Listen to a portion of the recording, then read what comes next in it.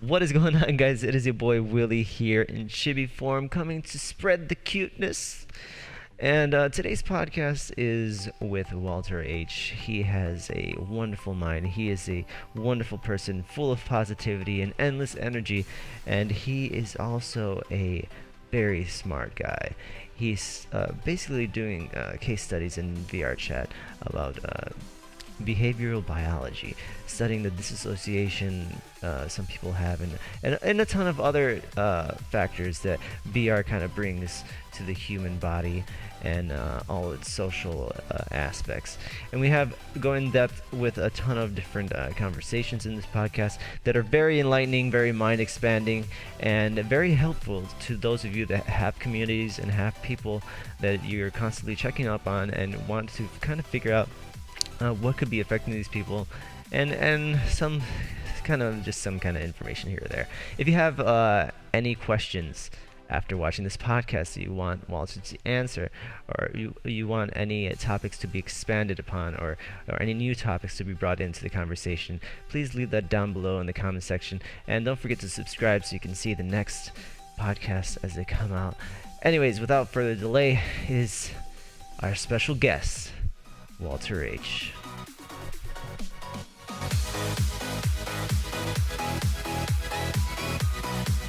Walter!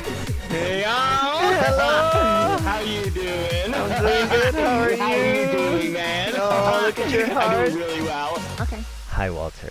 Thank you very much for being Hi. here. I appreciate Thank you. and admire your brain, and we'll go more into detail of other things. But yeah, I just if you want, just talk to us a little bit about who you are, what you do, kind of your Okay. background, your studies, and Yep. stuff like that. Yep. Just basic introduction. So, yep. So, my name's Walter. I'm a behavioral biologist, but I'm a behavioral biologist not only by degree, but also by passion as well. So, when I left school as a postgrad, I didn't stop researching. However, my research sort of spread to other topics such as books, just kind of piecing together parts of books, trying to solve mysteries from things. And I came into this game, and I started playing it about 6 months back, which was before the big craze. And back then it was a very tiny little community of, it was not really that positive of an environment. Not many people with VR. Most of the people came from websites like 4chan, really just pretty much just 4chan was where it seemed like most people came from. Kind of with the idea like now anime is real rather than like making friendships. Like they wanted to make anime real. And it was relatively poor for the community, and so I wasn't really that interested. And then later, the big Knuckles explosion happened, and then I would play, and people would come over, and they would surround you, and they would ask you questions about VR. And then later, lots of people started getting VR. And that's when I started developing an interest in behavioral science in this game, because I realized something very interesting was happening. Something had catalyzed for me in a very, well, how to put this? I had realized that people in this game were expressing real-life morality once they started using the headset in the hands, that desktop users, they could pretty much come up and do anything they wanted. However, people in the headsets, after about 100 interactions, I realized I hadn't encountered a single person who was in a headset who would come up to me and their intention was to hurt my feelings, even though, of course, you can provoke a real response. And what I had found is that when interviewing people, people were experiencing all kinds of effects from VR. So, for instance, I had noticed that my hands were lagging outside. Actually, wait. Let's do a little reset here. So, I started running a long form study on this, and I currently have I think it was 580. I didn't actually add the two numbers together. Let's see, it's 580 actually. 580 people have been interviewed who are in VR, and I ask them a series of questions. So the first question, they're always to establish a palette of cortexes that are being used to inform the hippocampus. So the visual cortex is one that I focus on a lot, but I also focus on the motor cortex heavily. So can you explain those real quick? Into play for both of these.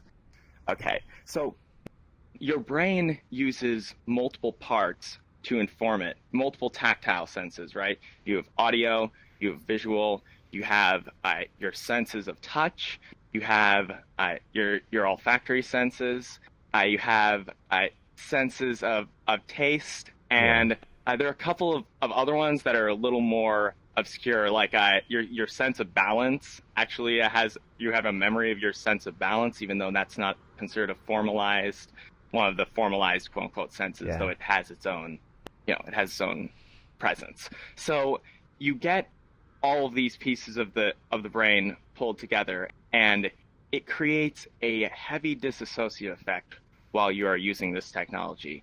And one of those disassociative effects pops up outside of virtual reality. So I have interviewed 580 people, and 34 of them have said that they have not have not experienced a dissociative effect outside of VR. And a dissociative is like your hands are on the keyboard, and out of the corner of your eye, they seem like they're lagging for just a fraction of a second, like when you're looking at the screen, or you pick up your cell phone and some weird interaction with it happens. This is actually what I consider to be the perfect bell curve of effects.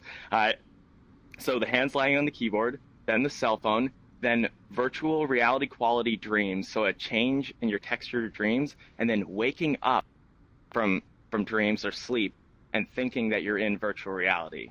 So right over there, nodding, yep, had that one. See, I had that. Yeah. Usually...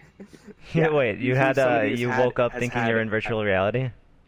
No, dude, it was the weirdest experience I had ever had. It was like within the first week I had it. I had basically slowly started to wake up, and I started waving my hands in front of my face, and I didn't think I was actually in reality for that. It was a very brief moment. Like, it was super brief, but it was like the weirdest motor feeling I had ever done. Yeah. Right. I've recorded idiosyncratic effects such as that, and those, and of course, when they're waking up, those are when the most fun happens. So I've had people who've talked about reaching out, trying to pick up their cell phone. That's really common. They try to pick it up like it's an object distance from them to find the blue line. Then they search for it for a fraction of a second. They try a second time trying to find that blue line. Yeah. People thinking they're in their circle, like in the circle that you see around you in VR, and that they can't leave their perimeter for just a little bit. All kinds of things like that.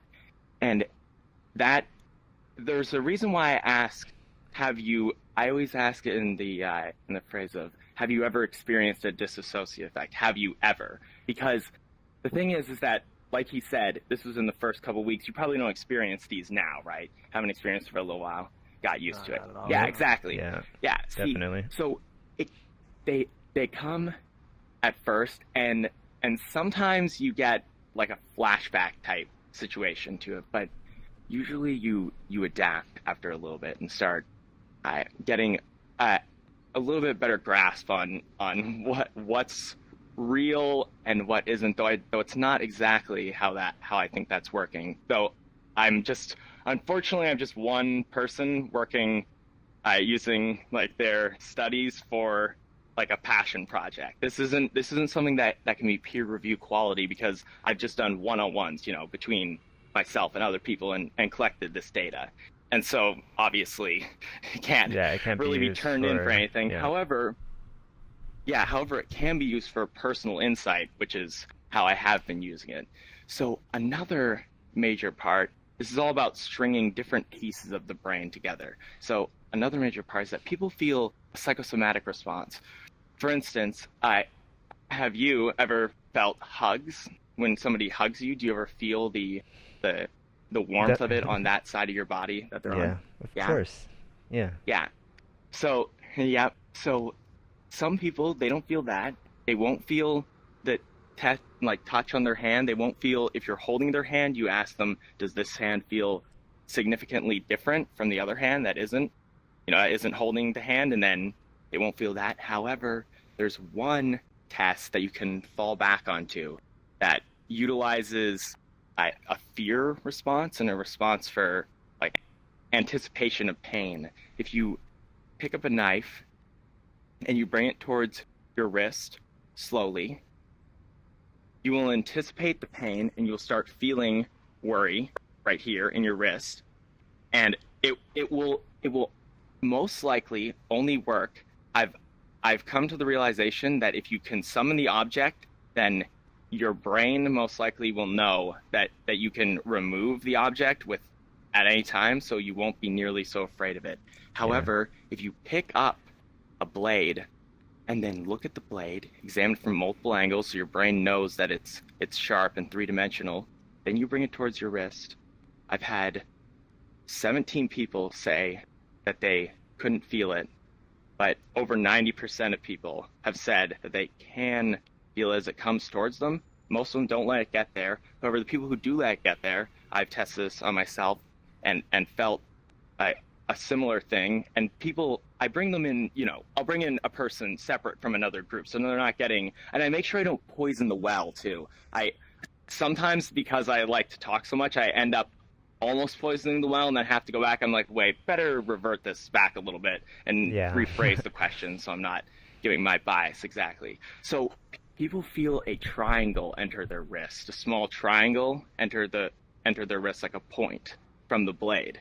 And some people, you always get one in every group. You bring a group of like 3 people there, who, when they press it in their wrist, they decide they actually like it because it's such a vivid response that they feel in the wrist that they want to keep trying it. So they keep going boop, boop, boop, boop. So you get one person who like covets the blade for themselves. It's just like touching their own wrist over and over again with it, getting the feedback. What the heck? So it kind of reminds me of oh, yeah, sorry. Keep going. Yeah. It reminds me of that one psychology, like, was it a test? I don't know, where like you have the person, you have a fake arm on the table, and you block the view of the person, and then you put your real arm on the table, and then like the other person on the other side of the table will have a brush, 2 brushes that'll be brushing your hand. Yeah. And then with a hammer, they'll just quickly grab and smack the fake one, and then you have like a jolting response. Exactly. You have. Oh, I twisted myself around here. There we go. Yes. That is actually exactly the experiment that we're looking at, psychosomatic response, or people. Also, I usually specify that it's like what you think of as a phantom limb effect, because people know phantom limb.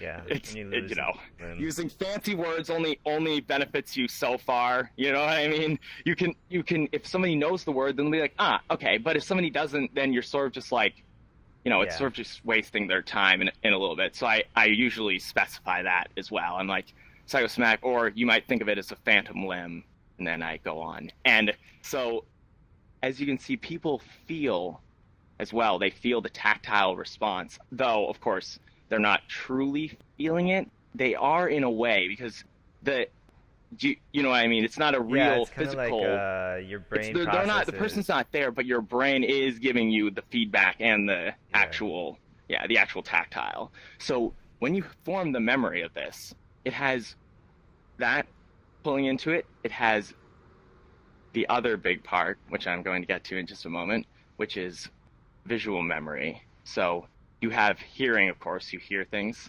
You can feel. You have a sense of balance in this game. You have a sense of balance. These are all working together. There's no taste. There's no scent. Though I have had people tell me, and one time I thought I distinctly smelled a rose when somebody put it in front of me. And I've had other people say that they've been able to smell chocolate and other things. So I get the feeling that some people can have a tricked olfactory sense as well added into this for extra dramatic effect. But I personally haven't had much experience with that, and it's been something that a few people have mentioned, but I've been too stupid to actually go and add that into my pool of data. So I basically collected 600 data points without collecting any things about olfactory response. Though I get the feeling that it's relatively rare. Though I'll ask, have you any olfactory, any sort of scent based? No. Anything. No. Yeah, Okay. I've like in all my experience in VR, I can only remember one moment where I kind of did, which was I had a rose in my hand. Right. So yeah. See, so I feel like it's like really it also, it won't really inform the majority of this. The big part comes from how visual memory works in this game. So if you are in VR right now, though if you're not, it's easy to imagine. We are in a headset with that is using one rendering on our computer screen and then one in the headset, and then it does a little programming trickery, uses lenses that are the same curvature as your eyeball, and then creates an image that has real 3D quality of depth to it. So when you are looking at a person, you can move your head around the person, physically by using your head. So it's like you're really getting to use your head, and you're getting to use a perception of depth. So that was one thing I've been thinking about, because you know how before I started using VR and like when VR started coming out, you would see people talk about you see the meme about when like your parents would say, "Get away from the TV, you're gonna go blind, you're too close," and then another picture of people with a headset on your face, and it's like now versus now. Yes. And it's like, yeah. So after using VR, it's like you kind of notice that you're focusing in a distance. You're not focusing on a screen that's in front of your face, and yes. Yeah. So like, that's kind of interesting, because I never really spoke with someone that actually knew what was going on. Because like I've thought about it, but I'd never actually taken the time to actually Google it. Yeah, fair. This is the kind of little puzzle that I've always been addicted to. In behavioral biology, you are solving mysteries about animals without actually being able to communicate with the animal. I mean, you always have to set up a series of puzzle. It's like a puzzle. How do I set up a test for this animal in a new way? Nobody else has done this. How do I figure out communication for crows? Or I shouldn't really necessarily tell what exactly I did, because I don't want to dox myself too hard. But for instance, if you're studying avian biology, you can create a series of tests to test their language skills and how they communicate with each other and what information they can pass on. But you have to figure out very clever ways to do that. There are such ways, and it's a lot easier when you're in here and you can just talk to people. It makes the puzzle a lot smoother and a lot more enjoyable, because there's two sides to it, and the other side can inform you of new things in a very meaningful way, where they actually mean to inform you. They don't just accidentally do it because they happen to like to eat that thing, and then it tells you a specific thing because they like that type of starch or whatever. So I actually had a curious question. I actually thought about that. I thought it would be interesting to bring up to you. Would be some of the things that are actually kind of interesting to me, and one of the weirdest experiences I ever had was when I had two different visuals on different lenses. And that was one of the strangest, weirdest feelings I ever had. It was actually a shader that was actually messing up VR, where it would slightly displace people, and it would cause a problem like that. But why does that feel weird? Was basically what I was going to ask. Here we go, and that is where we left off, which is great. Good transition back into the topic. So, when you are looking around you, turn your head in every direction. You've got walls all around, a ceiling or a sky up above, a floor below. Here are my legs. Here's my body. There are my feet. Here are my arms. Here are my hands. I'm looking out of my eyes into a three-dimensional worldview, just like every single memory you've ever formed in real life. So think about this. When you are looking around you in real life, you see into that three-dimensional world, right? You see walls all around you. you're always standing in the center. In VR, you are always standing in the center of something in your memory. You are never standing in front of a keyboard. There's never something sitting in front of you like this, right? It's always that you are in here in the memory. Like, just think back on any of your memories, right? Any of your memories have been VR, just pull one up. There's stuff behind you, right? There's stuff behind you in that memory, correct? Yeah. In the game. Yeah. And but in your memory, it's like it's first person perspective. Yeah. Because to your eyes, it was.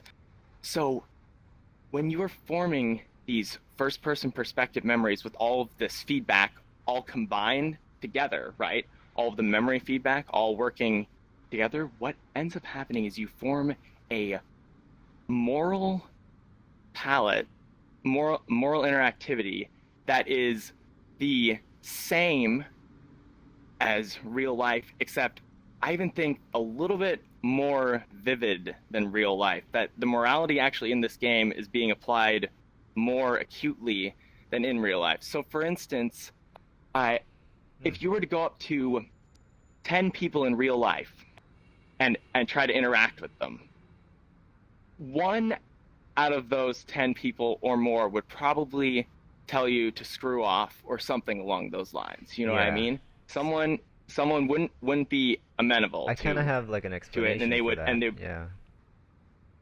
So like here's I, my thoughts about it. Sorry for cutting you off real quick. No, it's fine. So what I think about is that we're in an environment where people are looking to interact with other people.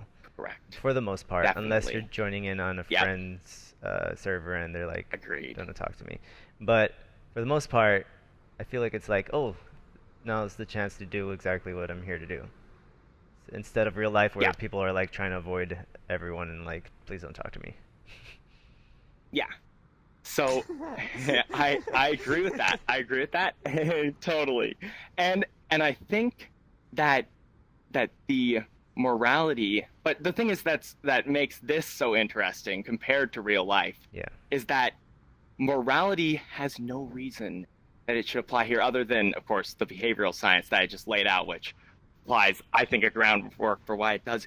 Most people would think that this should just be like 4chan or like Omegle or something, you know what I mean? People are terrible to each other. The point is, like, there's, you know, one in 3 of us is here to go around and be mean, ask like rude questions to people, you know, like Omegle, 50% of people you're going to encounter some sort of terrible thing will happen with them.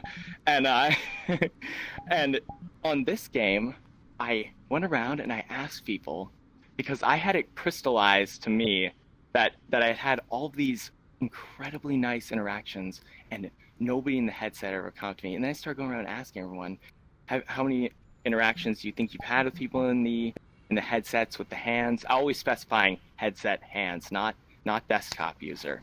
And 48% of people who I've asked have said 0 people have come to them and tried to troll them, tried to be like with the intention of hurting their feelings, like not trolling for just like a joke, but trolling with the intention of hurting their feelings, with the intention of provoking an emotional response from them. Yeah, not just 48%. Being a memer.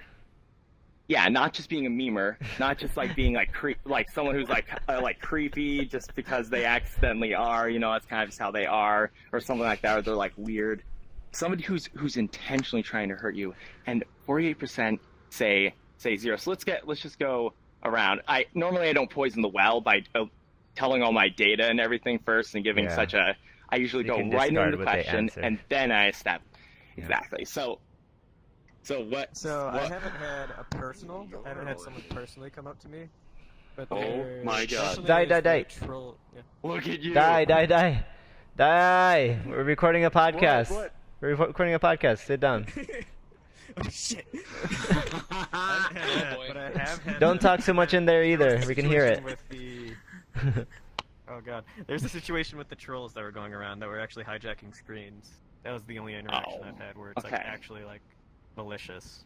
But I haven't had what you're trying to describe though. I haven't had an individual come up to me and try and actually be malicious to me specifically. I've had people be malicious to an entire server.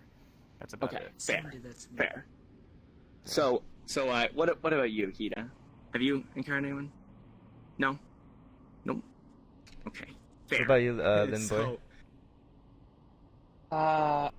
Someone actually, I don't have a VR headset, but someone in the presentation room, as soon as I joined in, deliberately, and I don't know why, was actually trying to piss me off. They had a VR headset on? And they were in the VR headset? No, Maybe. like, maybe. Oh. Were they moving their arms, or? Yes. Okay. Okay. Maybe it's the disassociation between a desktop user and a VR headset. They were deliberately trying to be an ass to me. Yeah. I'm a desktop player. I think there is some dissociation between that, because it's hard to see desktop users as being like because they're not animated like us, right? However, I will say that also. Oh, what's up? I also kind of feel like there's almost like a caste system that's slowly starting to be developed between like fucking desktop users and VRs. Sorry. I don't know if this is PG. Might be. Let's try keeping it. I'm sorry. It slipped. But it's fine. No worries. Just go ahead and repeat that.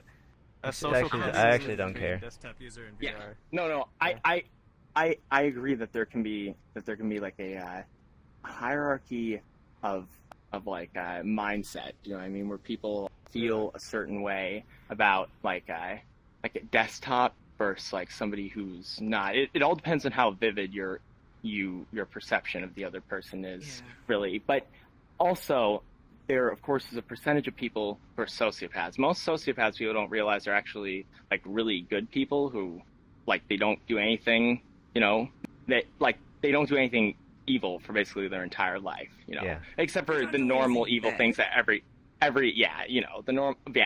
whatever. Yeah, the normal like things we would consider to be like wicked behavior, not stuff that's like the basic stuff like speeding or whatever, that kind of small thing. Of course that will be done, but if a person, however, does have antisocial personality disorder, there is a decent chance that they will engage in immoral behavior even within the headset. So they wouldn't be necessarily locked down the same way that other people normally feel. Yeah. Because when you go up to a person in this game, the really interesting thing is that you could provoke a real response from them. If you want to troll, this is the best game ever for it, because you have the VR headset, you go in here, you're anonymous, you go up to people, you get a real response from them. They're not going to hide the response, You go into a group of people and you're going to get a see, and you trash talk each one, and then you're going to get a see like which ones actually get hurt by by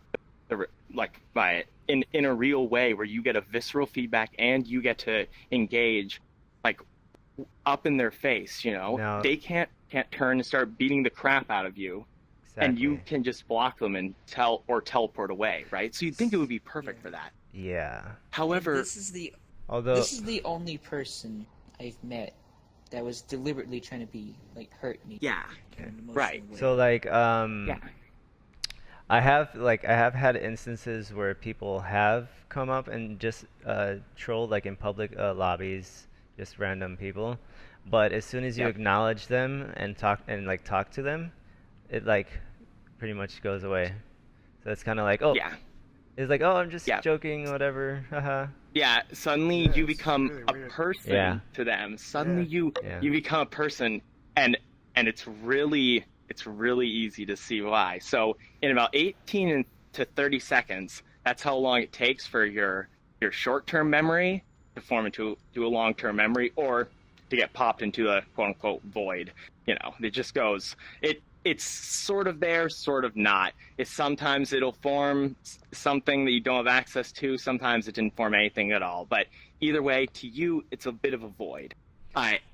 So when people are forming those memories, they will form them into a long-term memory, and then you use those long-term memories to inform every decision you're making. However, my cord has gotten something. However, when you are accessing those long-term memories in that that format where you're holding on to just tons of them. Like you're just looking around here, and just by looking around without actually engaging in conscious thought, you've just analyzed all these things and tested them against that long-term, that giant pool of millions of data points of long-term memory that your subconscious is holding on to. You're essentially tethering all of those memories, right? And here's subconscious, and you have access to this part of it. So the back panel here, you get access to all these files, and as you pull the files out, you actually end up modifying the memories and then placing them back, and it's a changed memory. So if you remember something, you modify it a little bit each time, just a tiny bit. But memories are not nearly so stable. And I digress, of course. As you're pulling these memories out, you can access them and analyze whether it is a VR memory or a memory from real life. However, if you go in and you examine these memories, you will be able to distinguish that. But if you don't examine them and keep them in subconscious, your subconscious doesn't have the metacognitive, that's the ability to think about thought. It doesn't have that ability, so you will end up analyzing it all as real. It doesn't go into this is reality, this is virtual reality, this is reality, this is virtual reality. Yeah. Your subconscious isn't on that level. It's on a much lower, like primitive level. So your morality, is formed on that sort of level, that gut instinct. How you're interacting moment to moment with the person. That's morality. Decisions later when you're thinking about it and testing it against your gut, like how will I feel about this if I do this thing? What will this cost me emotionally to do this? You test it against yourself. And when you form a memory that is with so many different tactile senses all mixed together, and then it's being tethered by your subconscious, it's being read just straight up as real. So the interactions, have you noticed that your friendships here feel like very real? How like this sort of interaction, like when you're not paying attention, when you're using your quote unquote working memory, you are treating this as if this is real life, just for fractions of a second. Have you noticed that? So friends here are friends. Like there's we all know it's like it's just like real, like IRL. We have close friends, acquaintances, and people we know, and close friends are close friends, because it's like it doesn't matter. There's still a person behind it. So it's like I don't know. And we're also just close friends. It's been made more visceral because you have like body language when you're actually communicating with them. Like I use my body language all the time when I'm talking. Exactly. It's crazy. And it, like, makes I feel like we use our body language a lot more now in VR. We're way more expressive. 100%. Yeah. Yeah. I don't know if you've ever tried. It's just a little fun thing. If you're still in school or anything, but I've had friends talk about it. They'll look around their class at people when they talk, and they'll try to guess who has virtual reality, and then they'll try to approach them and ask if they use VR. Because people who are using their hands like tons in real life tend to have developed that somewhere. So either from like a family member or one place that's now very common for people to develop such behavior would be he just right says here. that he's him being a mute. Everything is body language, and as goes for all people playing as mutes with VR headsets. Yeah. Which kind of is a cool thing with like sorry, Brent. Which is cool. Which is also like kind of cool with the. God damn it! Let me speak, Brandon. Wait, no. Okay, while he spawns and comes back. So one thing that's mute players are kind of doing is leading ASL classes and kind of getting the community to learn ASL so they can mute and do that. Which is one thing that kind of, I don't know if you know Little Bagel, but they have a Discord that it's basically an ASL academy, and they hold classes every Sunday. ASL, which is great. And they have like different people teaching stuff, which is cool. I can talk a little bit about So later. it might sound completely dumb, but I'm gonna go ahead and sound dumb. What's ASL? American Sign Language. Yeah. American Sign Language. Okay, thanks. Yeah. Cool. Don't worry, but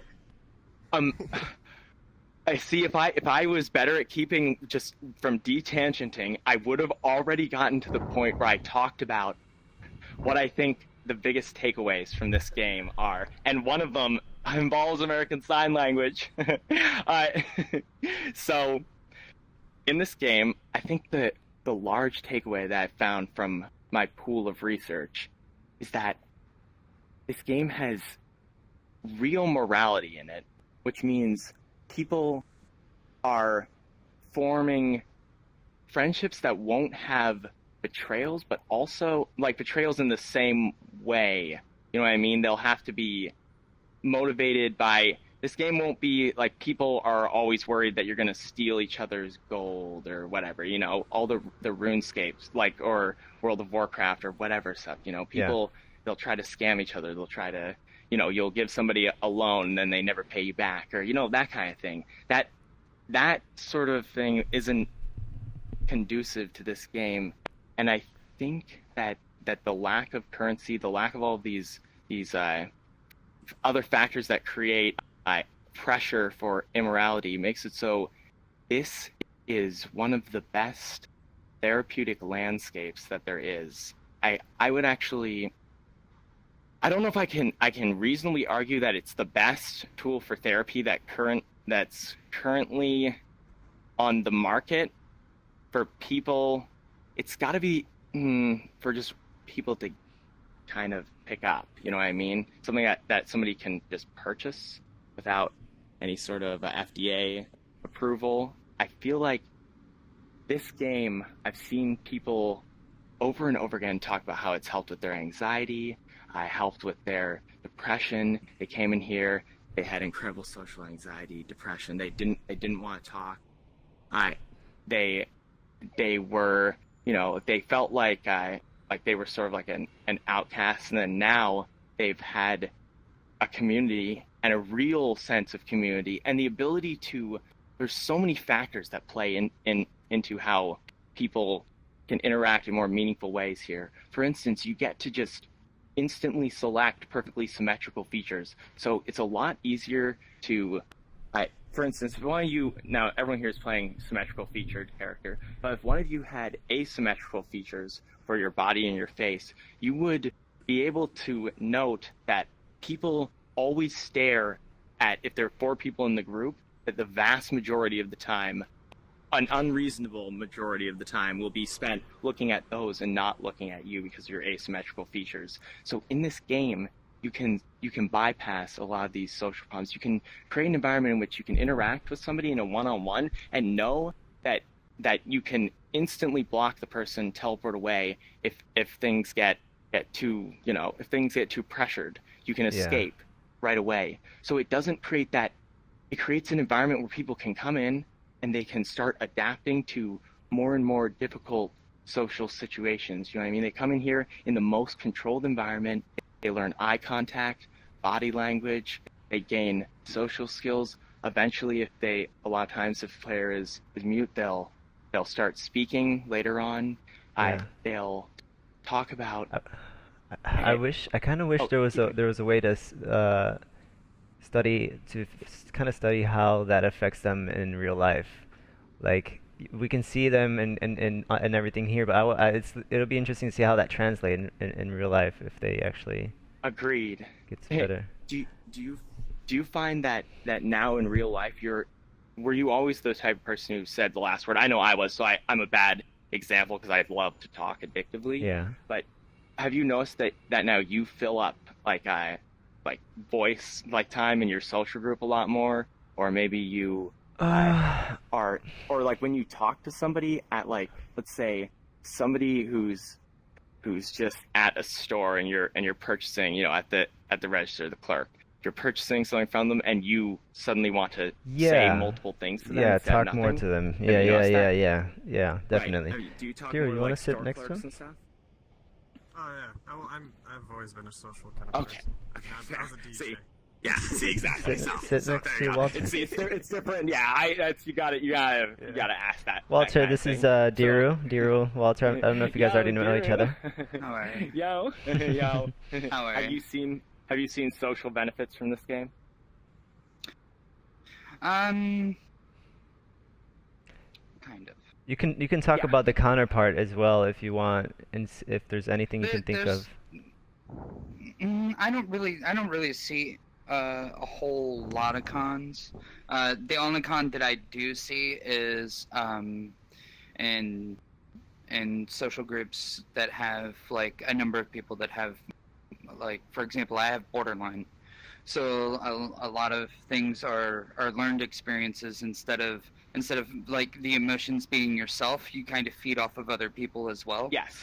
So like people feeding off of each other's disorders can be a good thing and or a bad thing, depending on which way that person's swaying that day. Yeah. But besides that, no. I've called this the biggest social. No, I'm lagging. A little bit, it's fine. I called this the biggest social experiment for people with social anxiety. Absolutely agree with that.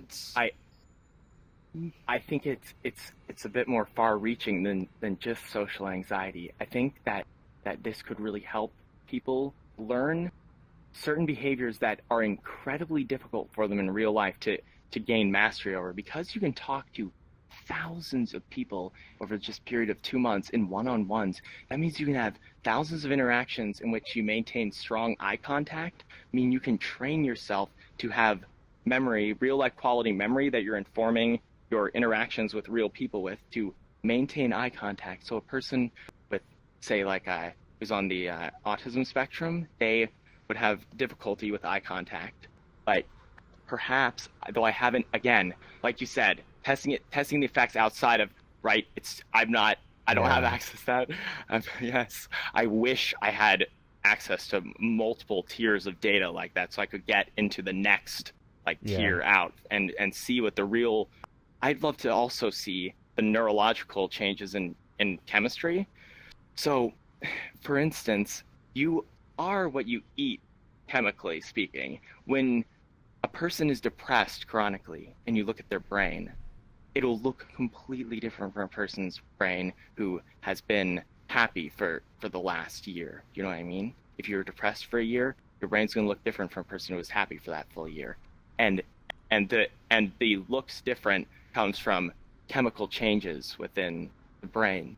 So if you let's say you start spending like 7-8 hours a day in here, having only incredibly positive interactions with people, you will find that your neurochemistry has been heavily reworked compared to if you were, say, playing League of Legends and engaging in like mild toxicity a little bit, or whatever, all the standard stuff that comes with playing some sort of competitive game. You won't experience some sort of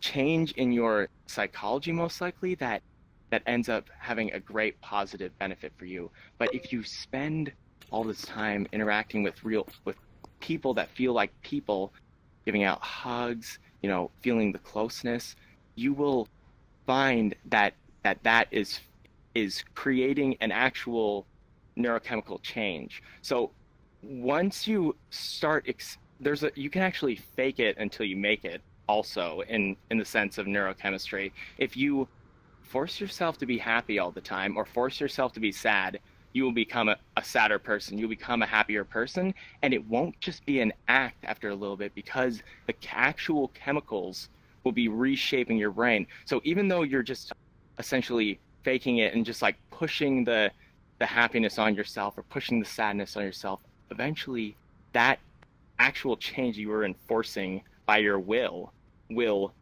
then become your just basic programming of operation. It'll just become the operating system that you're running on emotionally.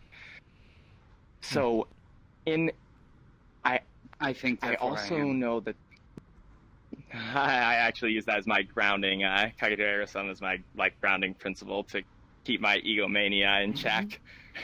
Can't, if that's the objective fact, then obviously I'm not objectively right about, it's a perfect grounder. I freaking love it. So, for some of the other effects, you have things like depression. I feel like that's what I just covered a little bit there. You can change your neurochemistry. There's also nerve pain. So this is one that's actually been clinically tested. And for instance, I have nerve pain in my left leg. However, I don't feel the nerve pain while I'm in there, I'm in here because of the disassociation from my body. However, I will say that I don't have leg trackers. So perhaps if I had leg trackers, there actually would be enough of an association, sending signals down to the bottom of my feet for me to actually feel the, yeah, because you're adding extra limbs to your experience.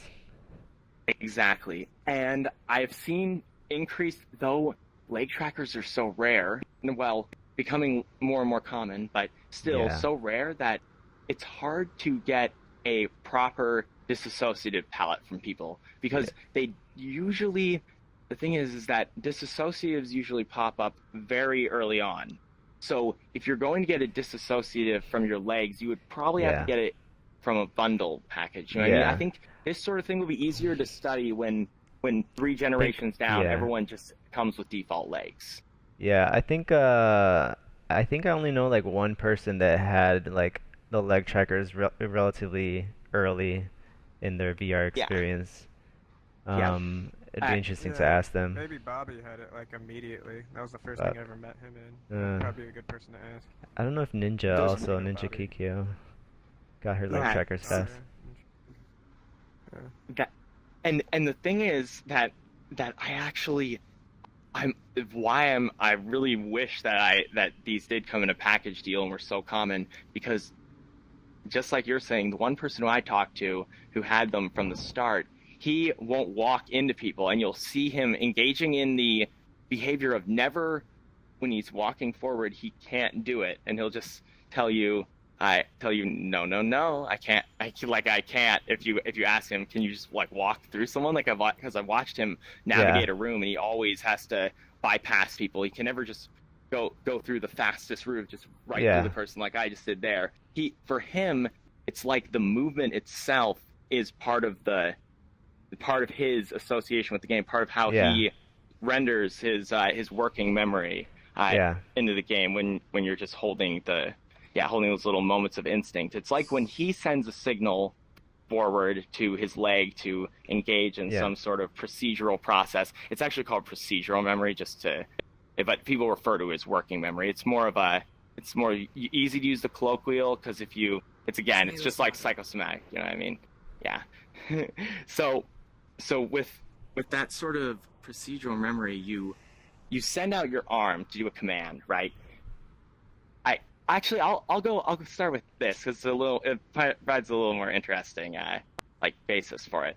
So have you noticed that for the maybe first 1 to 10 minutes of VR, it feels completely different from the next 10 minutes to 10 hours of constant VR? There's like a ramp up time for like you getting associated with it, right? You guys feel that too?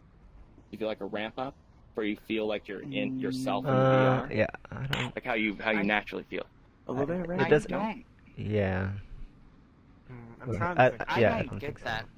But then again, I've noticed that You live in here. I don't know how you're even gonna get that. But when I don't get the disassociation. That's the thing. And that's something that I've talked about with a lot of people. I've only had VR since Saturday. Okay. And the thing that I notice is, one, I don't get the motion sickness. Yeah. I understand that I'm in a game all the time. It hasn't like done that thing where it's become like a second reality for me. Yeah. Like I've stayed disassociated from Were you here when I talked about how memory forms, because of 3-dimensional memory? Because I explained actually because you're tethering all these memories at a subconscious level, your conscious mind can always pick out what's real and what isn't. However, you have a level that's right below, that's essentially, you can think of it sort of as the part that's holding all of the tethers that make up your 20 years of experience they're using just to inform every little interaction you have.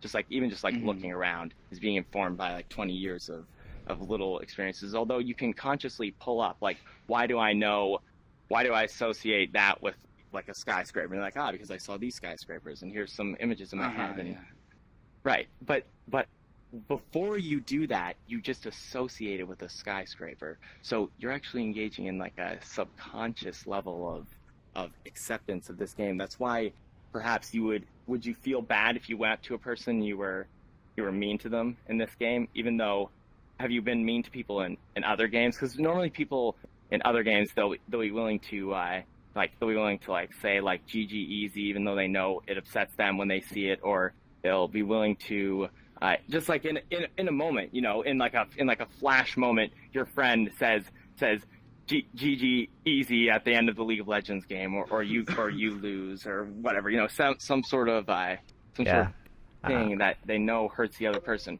Would you be willing to do a casual act of cruelty like that? Just get the whim desire to be casually cruel to someone? Yeah, no, I wasn't also one of those people that would do that.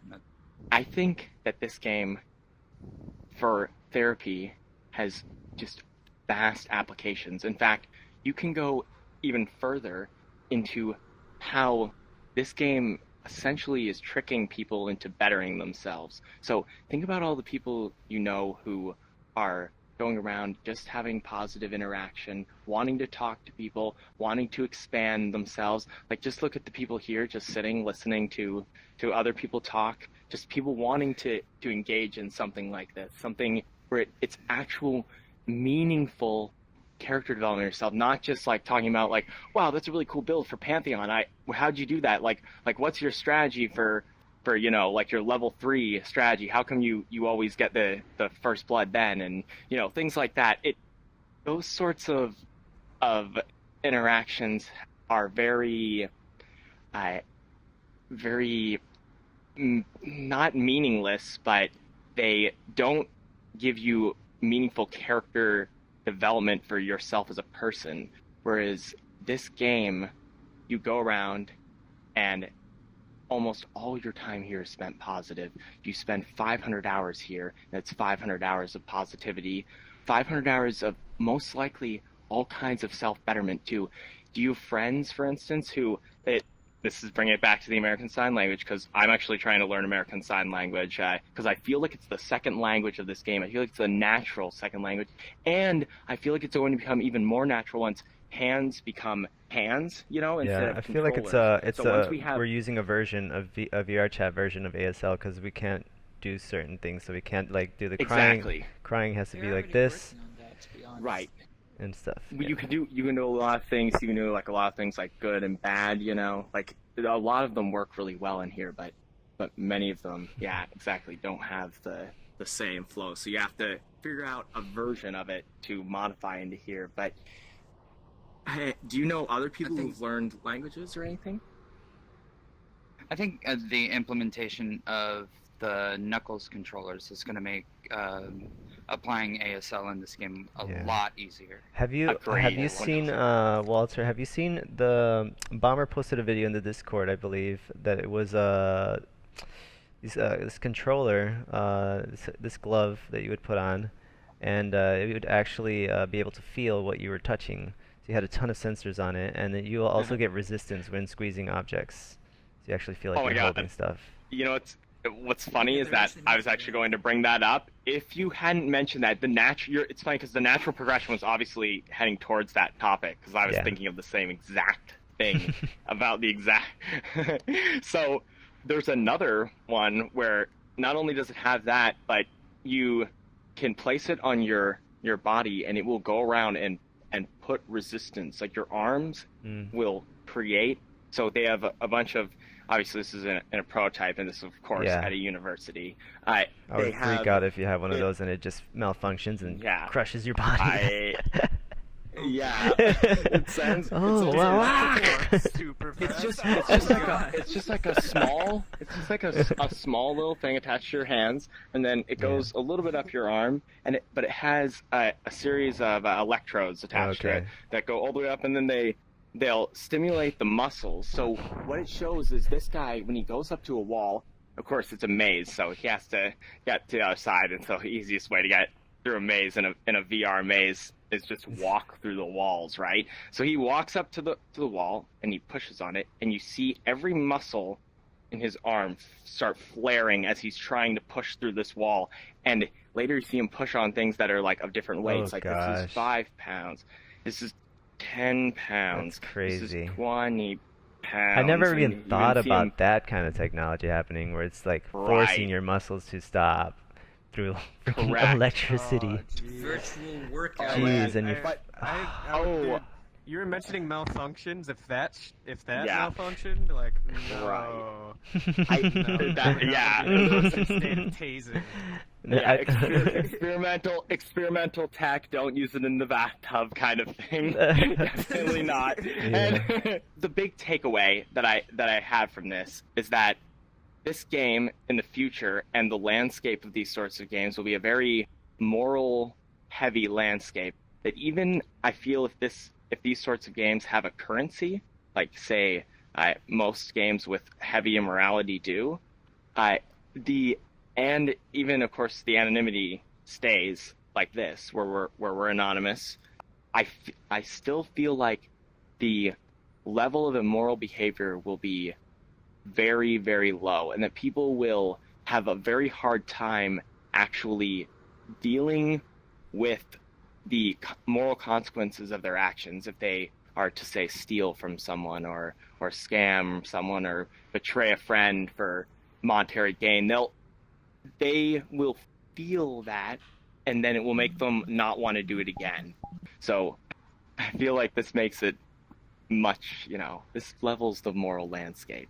That's the big takeaway that I always try to give people, is that morality, this game, intertwining. Yeah, it's not like the future of the internet is this. It's not like you're playing Call of Duty and stuff, or you're acting how you wouldn't act in real life. Like here, you're acting kind of how you would act, and so if you're like an asshole in real life, there's a big chance that you're an asshole in here. Right. After talking about all this, all these different things that go through your mind, which are pretty fascinating.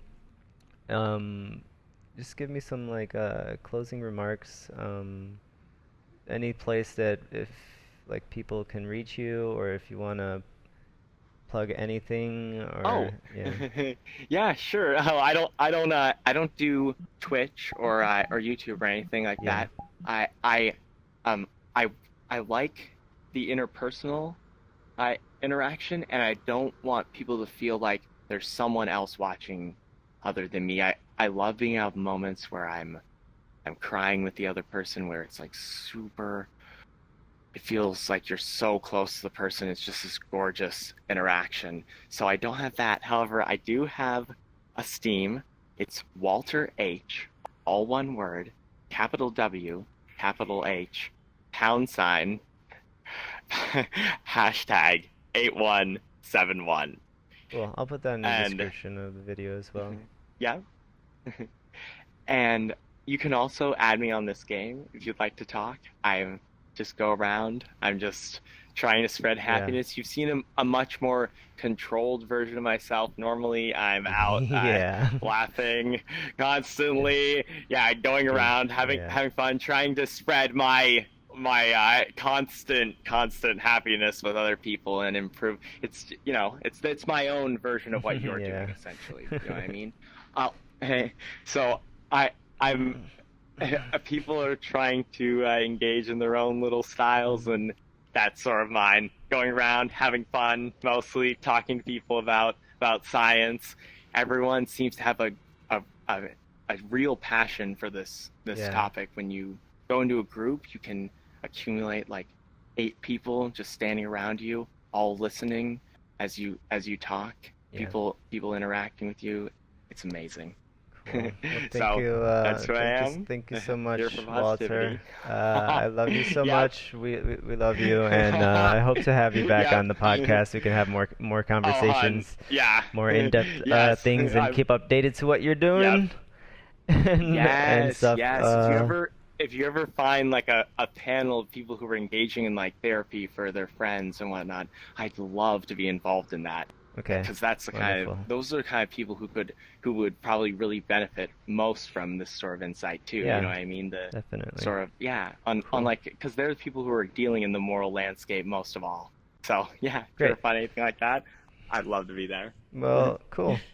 All right. Thank you, everybody, for listening Yeah. / watching, and tune in next week for the next podcast. Love you guys. Podcast, not a See ya, podcast, everyone. podcast. Not a podcast, podcast. See Not a group. Not a group. Cool. That was super fun, Thank everyone. you. That was super fun. Hey. I like that a lot. That was great. A great conversation, man.